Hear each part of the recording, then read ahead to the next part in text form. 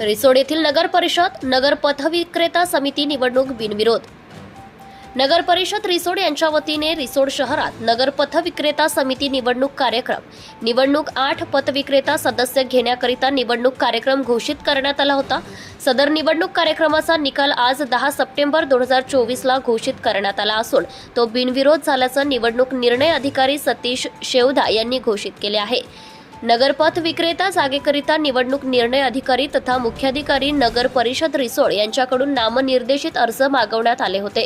त्यानुसार सर्वसाधारण प्रवर्गामध्ये जालिंदर नारायण देवकर, प्रभाकर लक्ष्मण सराफ, रेखा गजानन गवळी, महिला राखीव अनुसूचित जाती महिला राखीव प्रवर्गामध्ये कल्पना कैलास जुमडे, अनुसूचित जमाती सर्वसाधारण प्रवर्ग रामकिसन हरिभाऊ शिंदे, इतर मागास प्रवर्गामधून संदीप लक्ष्मणप्पा सोनटक्के, अल्पसंख्याक प्रवर्गामधून सूरज धन्यकुमार आंबेकर यांचे नामनिर्देशन अर्ज प्राप्त झाले असून छाननीमध्ये पात्र ठरले। तसेच सदर उपरोक्त प्रवर्गामधून एकापेक्षा जास्त अर्ज प्राप्त न झाल्यामुळे हे पथविक्रेता सदस्य बिनविरोध निवडून आले। तसेच विकलांग किंवा दिव्यांग प्रवर्गामधून एकही नामनिर्देशन अर्ज प्राप्त न झाल्याने सदर 8 सदस्यांपैकी 7 सदस्य शहर पथविक्रेता समितीमध्ये पथविक्रेता यांच्याकडून बिनविरोध निवडून आले।